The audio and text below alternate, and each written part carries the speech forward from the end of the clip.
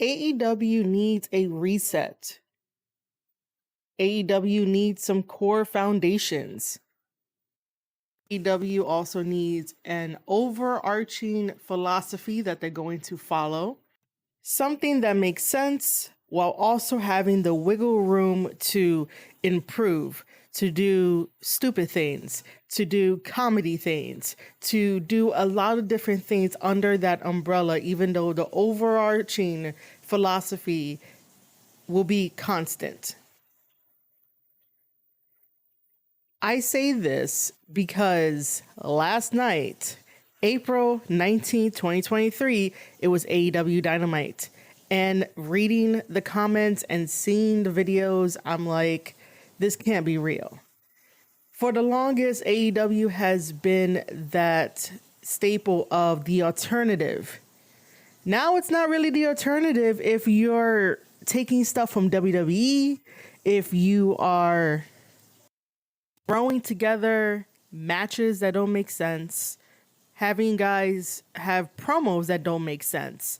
And there are probably going to be two particular instances, maybe like 2.5, or maybe like 3. I don't know. But I saw some red flags yesterday. And yeah, we're going to talk about it because quite honestly, I don't understand what AEW wants to do for their future. You can't keep remaining in the 800,000 to high 900,000 ratings area for the last 4 years. There has probably been about maybe like 3. I'll give it 4 because somebody is probably going to jump in the comments and be like, oh, actually, it was X amount of times they were at 1 million. From what I could count and from what I could remember, there's probably been about like 3 times that they were at 1 million in ratings. 1 million people around the world watched AEW. And let's not bring in any other type of sports into this. You have to be able to get the people who watch basketball, baseball, hockey, whatever is on their cable television. You have to go get them and bring them over to a wrestling show. If you can't do that, you are basically failing. Even though I really don't want to use the word failing, but that is the word that's going to be described for this. If you can't bring those people in, then do not blame the other sports that are on TV. Blame the fact that professional wrestling got super overexposed and people just fell out of love with it, never really continued on with it, and don't really enjoy it.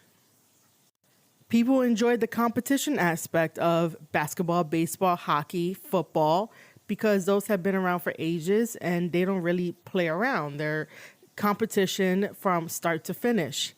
Wrestling, you're basically being taken out of reality for a second and transported into this fantasy storytelling world where you can escape for a couple hours and be in love with the characters that are shown on screen. However, AEW always does this, and it hasn't been shaken off yet. It still feels like an indie run show. Now with added sports entertainment drama that is like a B or a C rating in Hollywood.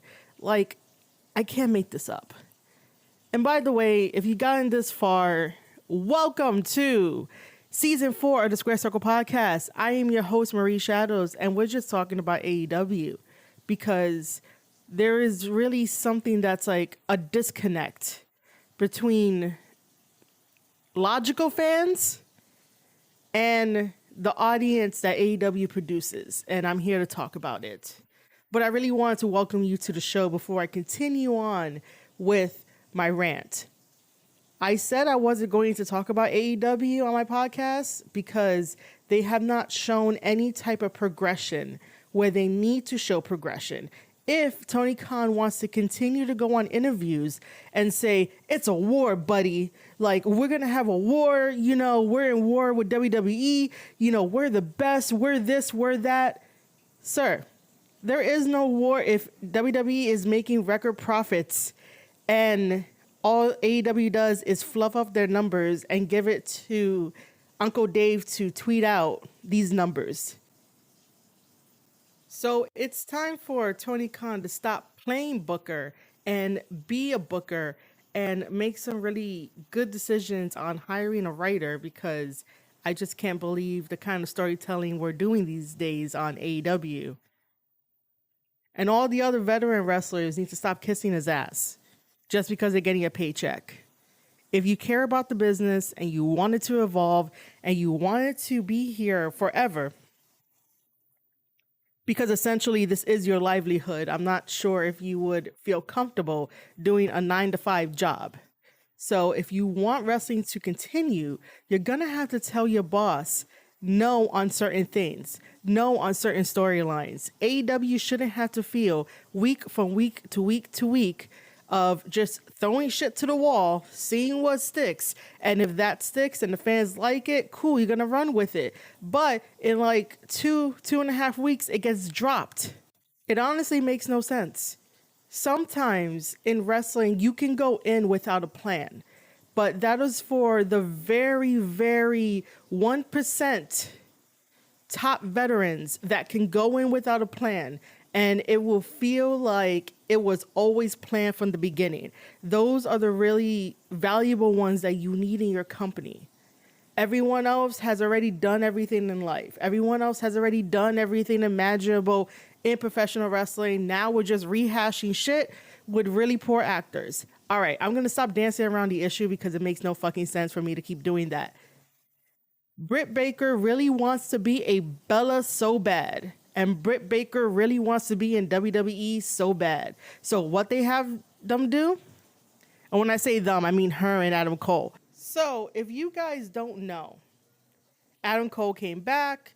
AEW has AEW All Access. And for Adam Cole's big comeback, he's going to be feuding with Jericho and the JAS, the Jericho Appreciation Society. My first question is why? Why are you going to do this? You want to try and build up his momentum again as being a babyface, but the promo that was cut where Jericho said that I'm going to be honest with you from the bottom of my heart, that I have zero respect for you, meaning he's telling that to Adam Cole. First of all, Jericho, you are a heel. Obviously, a heel is not going to have respect for a babyface because they think that maybe the babyface is cringe because the babyface wants to be the hero. He wants to have the crowd on his side so that way, you know, he could get their energy and their power to become champion. Or just have the adulation of the fans because he's a very good-spirited guy. That's what a babyface is supposed to be. However, that shouldn't matter to a heel because the heel wouldn't give a shit at all. Like, it was a very confusing thing to read and hear that Jericho would say that. Now, if we flipped it to where the babyface would tell Jericho, hey, I have no respect for you, that's a better way of doing that because the babyface that's trying to get the adulation of the fans and the fans on his side are giving the fans a perspective they may not have thought about, because if you basically say that I am here, I am the hero of this story, I don't like what you're doing to AEW, and I have zero respect for you because of these reasons. These reasons could be anything, so let's hypothetically like book this shit. Those reasons can definitely be 1, he cheats too much. 2, he cozies up with management so he could get whatever he wants. 3, he couldn't really cut it in WWE, and I really don't like taking shots at WWE for this, but let's just hypothetically do this because that's what AEW does. 3, he couldn't make it in WWE long term, so he decided to come to AEW and try to underroot everything that Cody Rhodes has done. Like, I don't know, something that to that effect. But then again, that may cause the babyface to be heel, but then we could be anti-hero, and this is where it gets a little too out of hand, a little too much for the fan to pick what direction it should go in, because, you know, for some reason in AEW, the thought process is wrestling could be whatever you want it to be, and no, that's not the case. It has to have, in most cases, a clear-cut line for what you have to go with. You have to go on the journey with them. You cannot make your own journey because that's what you want to do. You're not wrestling. If you guys go to a wrestling school and get proper training and come into the wrestling business, then by all means, make your own journey and make your own stories. But, dear fans of AEW, it's not for you to make your own journey, make your own story with these wrestlers. Dear wrestlers in AEW, you have to take control of your stories and guide us into these stories, because essentially you are teaching us how to get over obstacles. You are teaching us how to be self-sufficient. You are teaching us right from wrong. You are teaching us moral value sometimes. Like, you have to take control of that shit. Like, I hate this idea of, oh, you as a wrestling fan who's watching AEW, you can make up the story whatever you want. You could do whatever you want. No. No. So back to the whole thing of, we heard that line 1,000 times from Jericho, that he has zero respect for Adam Cole. Adam Cole just came back from a concussion that he sustained at Forbidden Door, the first ever Forbidden Door in like the summer of last year. I might be wrong, but I think that was the starting point of everything. So he just comes back. How do you not have respect for Adam Cole when Adam Cole hasn't even done shit in AEW? Now, if this was in like WWE, where he has more moments and you could point out specifically those moments in WWE, and then you come out with that line of, I have zero respect for you because you did X, Y, and Z. Nobody at your stage in your career should do X, Y, and Z. You should know your place. That is what a heel is supposed to do. But Adam Cole does not have a footprint in AEW, and then for Jericho to be like, oh, I have zero respect for you. What?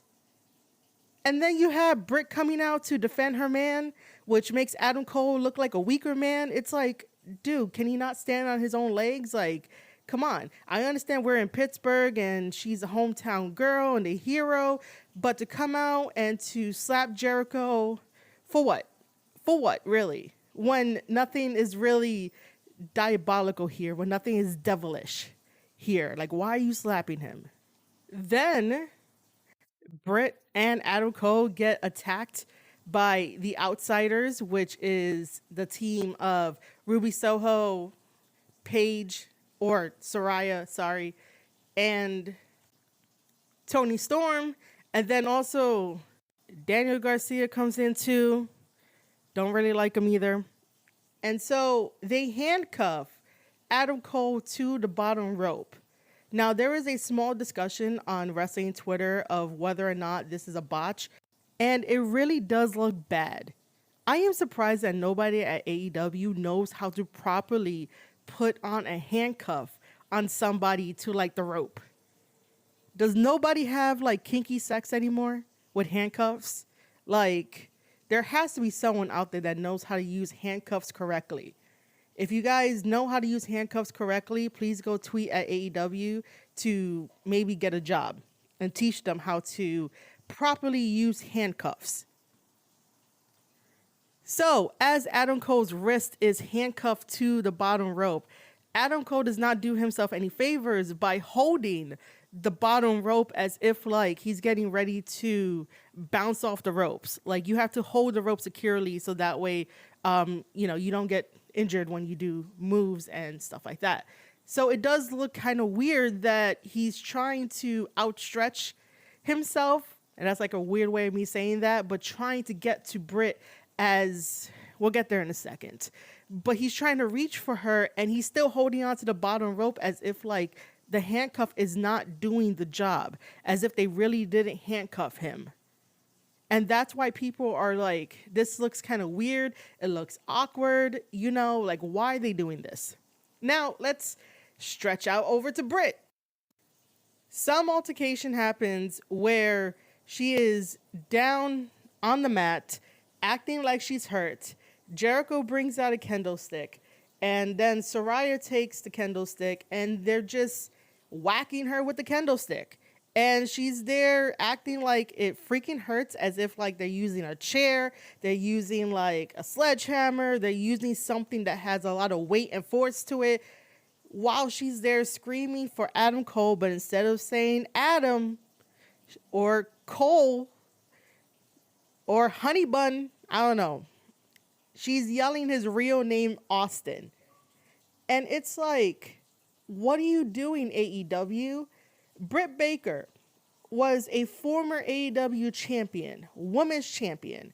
Britt Baker knows how to wrestle, and she's been a badass forever in AEW. She had a badass match with Thunder Rosa in a lights out match, and you're telling me that I'm supposed to feel sympathetic for this chick that talks a lot of shit, runs her mouth about Thunder Rosa, is getting beat up by Saraya with a kendo stick.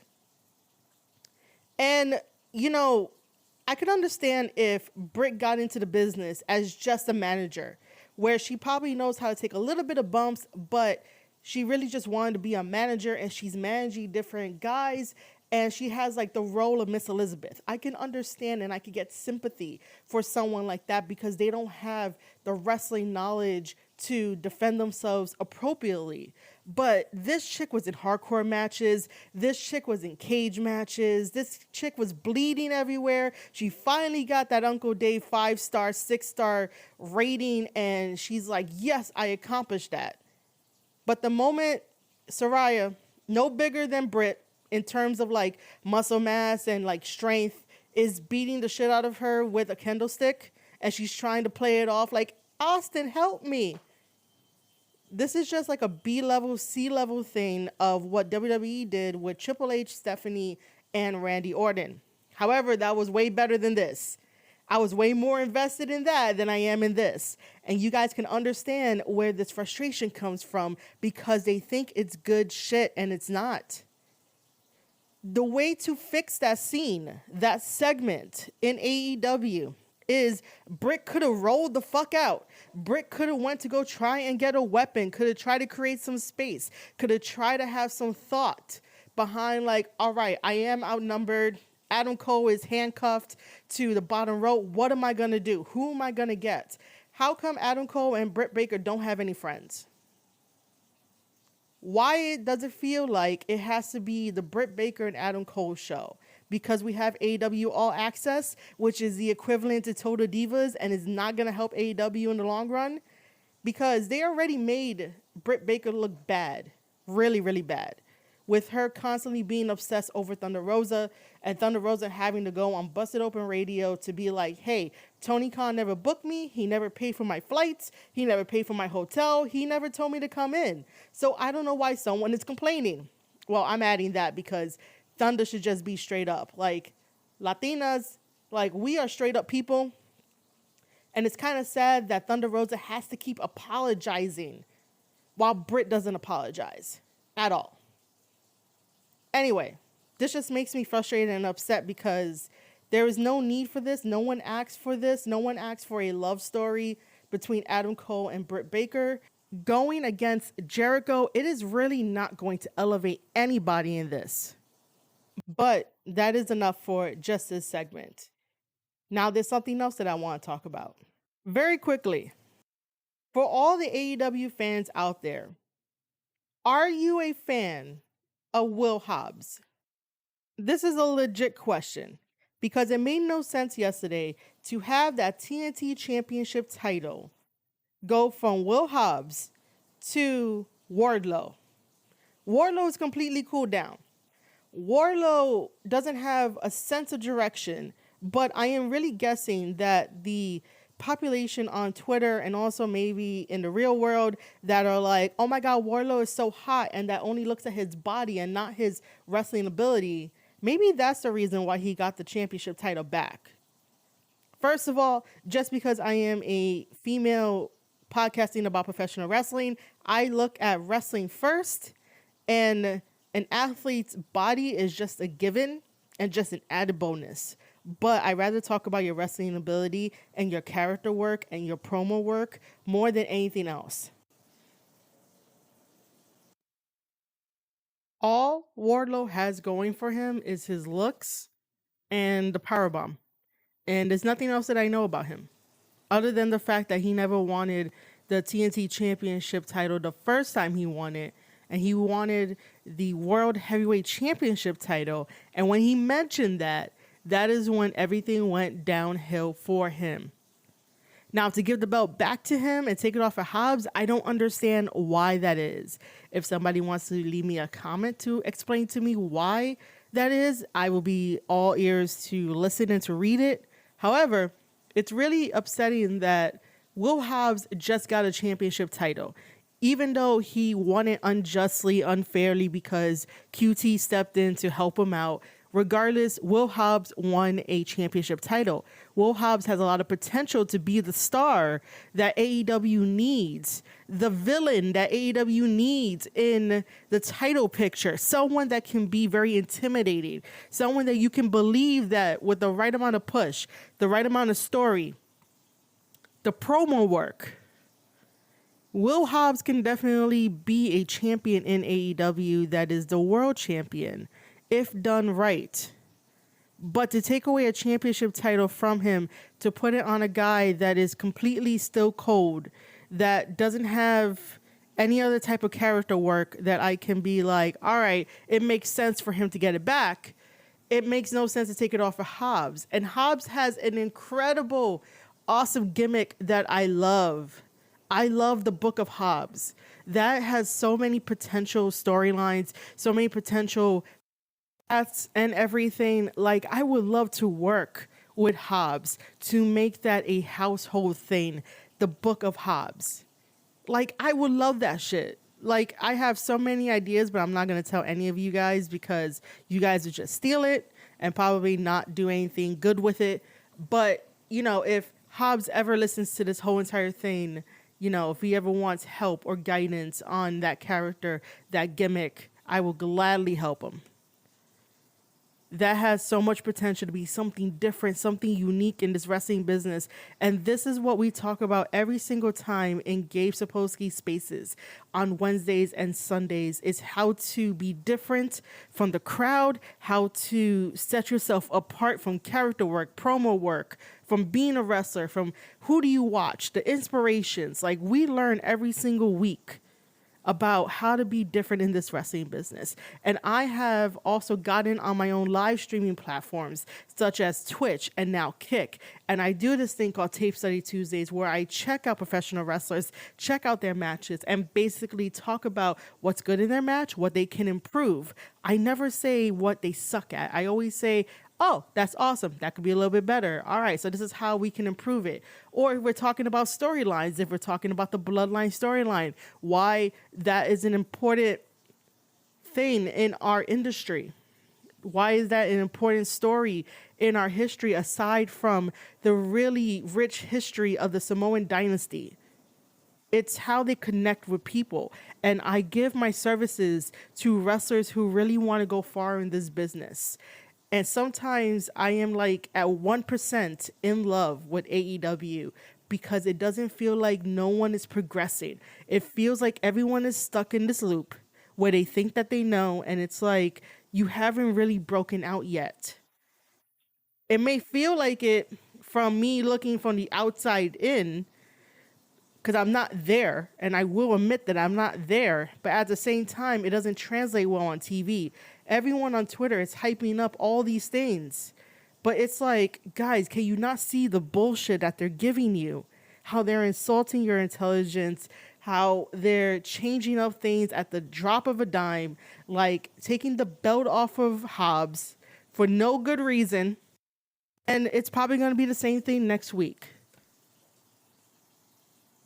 But yeah, I really wanted to mention that there was no reason for Wardlow to be the new TNT champion while Hobbs have not gotten off the ground on shaping the TNT division, whatever that looks like. He hasn't got it off the ground to shape it in his image, to shape it in his story. But then Wardlow gets it, and what's he going to shape it into? A symphony of fucking power bombs every single week, including security guards, like we saw for the past, year? That got him nowhere. That's not even a star level performance. That's not even him being elevated. Sure, you could do power bombs. Brock Lesnar could do power bombs. Any other wrestler could do power bombs. Bobby Lashley could do power bombs. Hobbs could do power bombs. Even the females could do power bombs. Just because you make it your main thing doesn't mean that it is the hot shit. The same thing with suplexes. It's not the hot shit. It doesn't bring more layers to your character. It doesn't bring more layers to your wrestling style. That's the thing. Like, these guys are so comfortable in their wrestling style that they don't want to change up at least maybe 2% of what they do. I don't want to make this into a AEW versus WWE thing, but let's just take a moment to appreciate that The Miz, when he was fighting Seth Rollins last Monday, he did something that he never does in his matches. And it was an excellent attention to detail DDT, the roll through DDT. That is fucking great. This is what I mean when I get like frustrated with AEW wrestlers. Like, change up your style, at least 2% of it. It doesn't always have to be hard hitting. It doesn't always have to be high flying. It doesn't always have to be like landing on the outside. I'm going to switch for a second. If you guys saw the match between Sammy Guevara and Jungle Boy, Sammy needs somebody to rein him in and tell him to work a hold. The same way with the luchadors that are coming in. Dear luchadors, please work a hold. It is killing me to just see flips, to just see unnecessary bullshit that will shorten your careers. If you don't want to go to a 9-to-5 job, to a fast food job, a corporate job, and you want wrestling to be your sustainability income, please stop doing unnecessary shit for the pop of the fans, and the fans are not going to fucking remember it in like 15 minutes afterwards. That's being like extra not generous. They're probably going to remember it at the end of the night, but the next day they're not going to fucking remember. It's like you are breaking your back over the fans that really want to see it again and again and again. And then when you get injured, are they really going to be there? I saw some clips of the Sammy versus Jungle Boy match, and it's like, why are you doing a Spanish fly to the outside? Now, I can understand if it was like a fall count anywhere, but if it's not a fall count anywhere, don't do that shit. Just do a regular Spanish fly inside of the ring, and then you did a top rope Spanish fly as well. Sammy used to be good, but I don't know what got into his head that he has to do all of these death-defying moves to stay relevant, because now he backed himself into a corner of people just hating him, and he doesn't understand why people hate him. Guys, put on a match. You don't have to go wild. You don't have to do all these weird-ass fucking flips and that don't connect, that don't tell me a story. Oh my God, you can flip. Cool, that's awesome. That's something I can do, but, is it really needed? No, it's not really needed. I like having my feet on the ground, but that's neither here nor there. It's just the fact that people do things unnecessary in this business that is not going to constitute as evolving in this business and staying in this business long term. That's why I get upset with AEW. That's why I'm at this 1% love with AEW, because they go out there and they kill each other. Not really, you know what I mean. They go out there, they bust their ass, they do all this stuff, they come back hurt. And then I wonder why AEW has the most wrestlers on the injured list, while places like WWE barely have a huge ass list now of injured wrestlers. You got to pick and choose what you want to convey to the audience. You got to pick and choose what kind of death-defying stunts you guys can do. Just because you guys could do Spanish flies and like fly around the ring and basically powerbomb each other onto the outside doesn't mean you have to. It's okay to say no in the wrestling business. It's okay to say no if you do not want to do that, if it's not going to benefit both of you guys, except for waking up the next day sore, and then a week from now you're going to be like, oh yeah, I can't make it to work because I have nagging injuries. Well, no one told you to do a Spanish fly to the outside. No one told you to do a power bomb to the hardest part of the ring apron. We need a generation of wrestlers that have to be smart in this business. And I say that with love. I really do. Okay, let's get back on track. I did not like the fact that we have the Britt Baker and Adam Cole show. I do not like the fact that Will Hobbs is no longer a champion. This guy should have been a champion for a while longer, so that way he could get his character, his gimmick, his promo, his story off the ground, because Will Hobbs has all the potential in the world, and I really want to see him grow. The Elite don't know what the fuck they're doing. They really don't. They're going against the Blackpool Combat Club, and Wheeler Yuta looks like a lost puppy, unfortunately. The way that they're treating him, as if like he doesn't know how to wrestle, he doesn't know how to do anything. I understand he's still green in his business, but please do not expose him like that. He already exposed himself during Best of the Super Juniors in New Japan Pro Wrestling.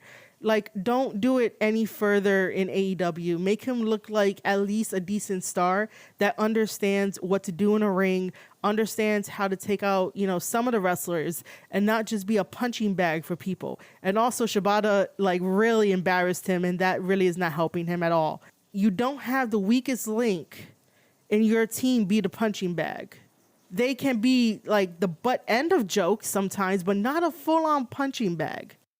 And then they bring in Konosuke into this whole thing between the Blackpool Combat Club and the Elite. Kenny Omega couldn't get Kota Ibushi when, according to Twitter, Ibushi and Kenny have been talking. By the way, I have nothing against Konosuke at all. It's just that inserting him is the weirdest thing in this whole story, whatever we're going with, because I still can't believe that we're still doing the Hangman thing. And yeah, I might have to make another episode specifically about why Hangman Adam Page is not a star. But I will let you guys know right now that it is very toxic that AEW continues to do this friendship thing. Because let's be honest with each other. When you have been in a friendship, you get happy, you're like, oh, this is awesome. We all have the same thought process. We're like, yeah, we're friends. Awesome. But then one person in the group decides to backstab you and kick you out. And then you feel heartbroken because you're like, what the fuck did I do? I did everything in my power to be friends with them. I invited them over to my house. We ate together. We broke bread together. Like, you did everything that you're supposed to do as a friend. But somehow you're the problem. You're the wrong one. And they kicked you out and they backstab you. That person that did that is like, oh shit, let me try to make amends and let's try to get this friendship up and going. A regular logical person will not go back because of how they feel. That cannot mend a broken heart overnight. Now, yes, I understand the Hangman situation with the Elite has been taken over like maybe a year or whatever, but that's still a toxic relationship to go back to the person that kicked you the fuck out. That is toxicity. That's a mental toxicity, and that should not be promoted. I don't give a shit if it's a tale about like friendship never ends or friendship never dies. It's the principle of loyalty being broken. You cannot have a friendship without loyalty. If you decide to kick out somebody because of whatever reasons, why would you want them back? And you as the person that has the heart broken, the loyalty broken, the trust broken, why would you want to go back into that environment knowing it's going to be the same shit when nobody has grown up? Nobody in the Elite has grown up. Hangman hasn't grown up either, by the way. But like, none of them have grown up. So what is the point? What is the story that is having you be so attached to this toxicity of a friendship? Nobody should go through this. Nobody should feel like they have to have their heart broken just to be friends with someone again, if that makes sense. Like, no one should have to go through that. If trust and loyalty are broken in a friendship, why would you go back? You shouldn't go back. And with that, ladies and gentlemen, I'm going to wrap up this rant right here because I think this is like a nice sweet spot for you guys. Thank you for listening to this AEW review of my thoughts of just certain segments that I thought was really bad. And I hope that people learn from this podcast episode because, man, I just need AEW to progress and not just stay in the same shit that they always fucking do.